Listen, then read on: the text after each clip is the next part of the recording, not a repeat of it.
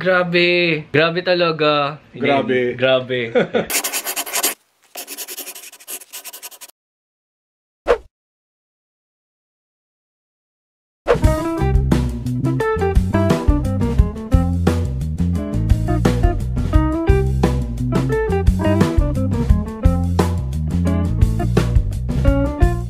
So welcome back to my YouTube channel. For today's video, inabangan ko talaga tong araw na to as in. Ay!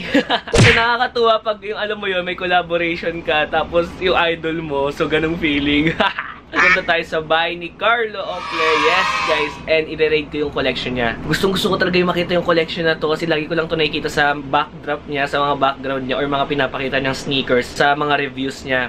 So for today, makikita talaga natin siya and I can't wait, seriously. By the way, meron din akong collab sa kanyang video and abangan nyo na lang din. So guys, isa muna ako. Woo! Hi guys, so we are back and ito na nga, mag-shoot muna kami ng mga vlog. Ayan, nag-setup na kami dito sa dining area nila. Mag-shoot muna kami ng first vlog na gagawin ko sa channel niya. So may mga dala rin akong sapatos dito. Ayan. Hi guys, so kakatapos lang ng shoot namin. Nandito tayo sa room niya. And for today's video nga guys, titignan natin talaga kung ano yung meron dito sa mga collection ni Carlo. Kasi pagpasok ko pa lang, sobrang na-overwhelm ako. Sa totoo lang. So tatanungin din natin siya ng mga few questions about his collection. So let's go guys! Woo! What's yes! up? So guys, kasama ko na ngayon si Carlo. Hi guys! Actually, hello. sobrang na-amaze ako right now kasi, wow. Panoorin niyo yung mga yung videos na upload niya kasi kasama ako sa channel niya. Wow, na-feature na ako. Nag-unbox tayo ng shoes. Yes, nag-unbox kami ng shoes kanina and shinare namin yung mga top 5 na stickers namin na favorite namin syempre. So Carlo, ngayon nandito na ako. Sa totoo lang, di ako makapaniwalang nandito na ako. Ayan, nandito na ako sa mismong room kung saan siya nagva-vlog. Ayan. Ang ring light. Ayun. Ito ang napakagulo kong lamesa. So dito pala yung view. Ito yung view mo. Ayan. So kasi tanongin si Carlo, kung lahat ba ng sapatos na to nagagamit mo ba? Not all. Kasi yung iba dyan, syempre, binili ko lang for review. Kunyari, yung mga ibang sapatos dito sa likod, siguro mga once or twice. Pero at least once nasuot ko na. Tapos yung mga hindi ko na ginagamit, talaga binibenta ko na lang. Ito mo siya binibenta para alam ng mga Carousel. viewers natin. Kasi guys, syempre, good condition to, for sure. Usually, Alaga yung sapatos, di ba? Check his carousel account. Kasi marami rin siya. Pero wala pa ako na-upload lately. Pero abangan ninyo. Abangan nyo. Ako. Ilan na to lahat? Ilan lahat to? At my peak, umabot ako 350 plus. What? 300! Pero ngayon, wala na to. Siguro wala na tong 100. Grabe! Wala nang 100. 300! What? Ayoko na bilangin magkano ginastos ko. Kailang year nag-start yung collection mo? 14 months ago. So in 14 months, nakabili ako ng 350 shoes. What the? Huwag nyo na-computein magkano. Wow!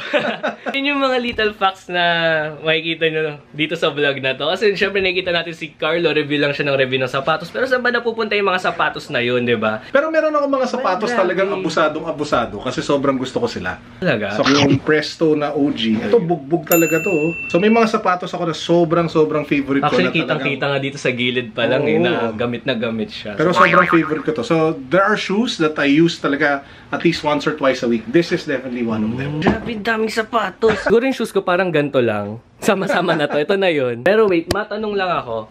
Ano yung pinakamahal na pinaggastusan mong sapatos? Yung pinakamahal talaga so far? Yung Off-White. Jordan 1 Chicago. Tsaka yung ito. Ayan. Ito mga nasa 100 yata to eh. Grabe, pero curious lang ako. Sorry, hindi ako familiar dito. Pero magkano yung retail ng ganyan? Wala pang 10,000. Sobrang limited stock lang talaga eh, no? Pero yung pinakamahal na bagay sa buong kwarto na to, hindi sapato. Ano? Yun, ito. Oh!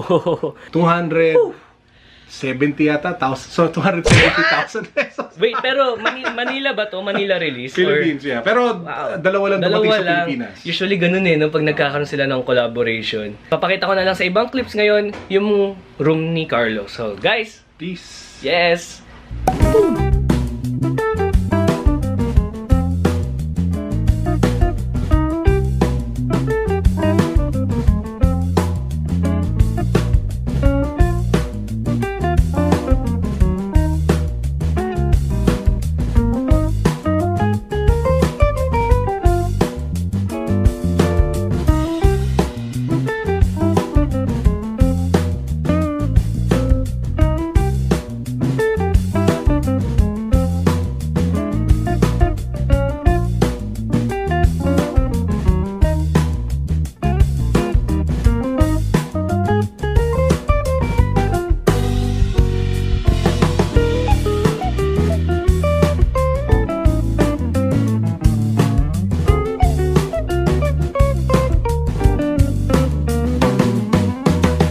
dito siya nagva-vlog. Dito nangyayari lahat ng reviews na napapanood natin sa kanya. And gusto ko yung panalong-panalo tong ring light. Patayin nga muna natin.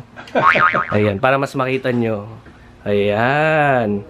Ako talaga, naging fan ako ni Carlo. Kakapanood ng mga reviews ng sapatos. So, dati nanonood ako ng mga Hypebeast. Typical Hypebeast, unboxing video. So, dahil doon, nakita ko lang siya sa recommendation. Actually, Thank you, YouTube. Wow, diba? Na-recommend. Panood ko siya, 23,000 subscribers pa lang. And meron pa siyang ongoing giveaway na ng Yeezy. Yeezy Zebra. Yung Yeezy. Actually, sayang, di ako nalo.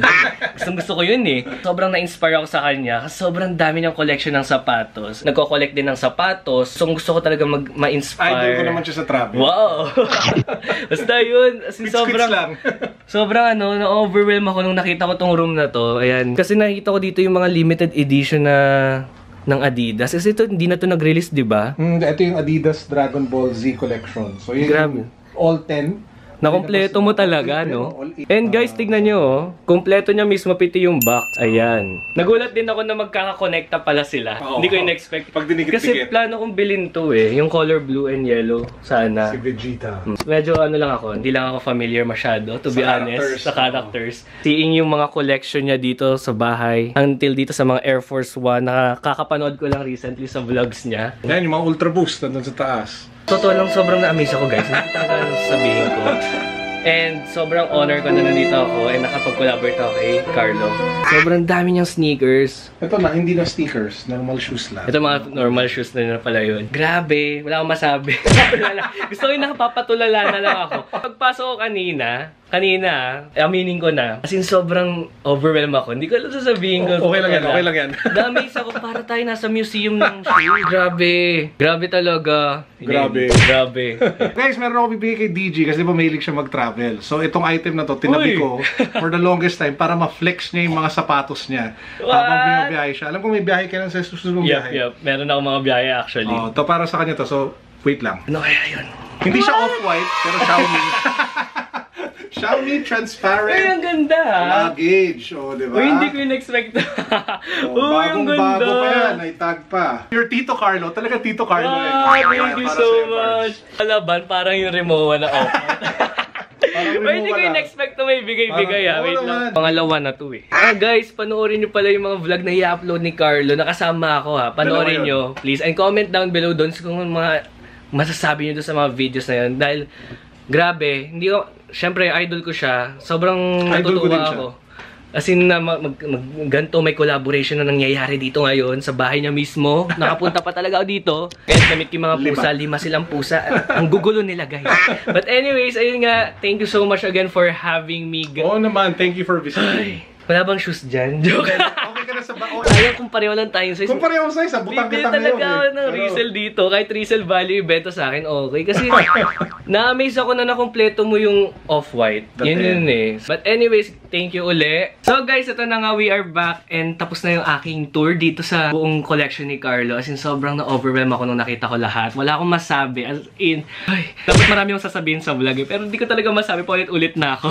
Thank you din, Sir Carlo, for this. Meron pa siyang binigay kanina na off-white na bracelet. So, hindi ako makapaniwala na nabigay yun kanina sa akin. Thank you so much for watching this video. Hopefully, you give a thumbs up and i-check nyo rin yung page ni Carlo. So, follow him on IG and subscribe to his channel for more sneaker review. Kasi doon talaga ako nanonood ng mga sneaker review sa kanya. So, guys, again, thank you so much for watching. Kakaiba yung feeling dito pag dito ka nagbablog.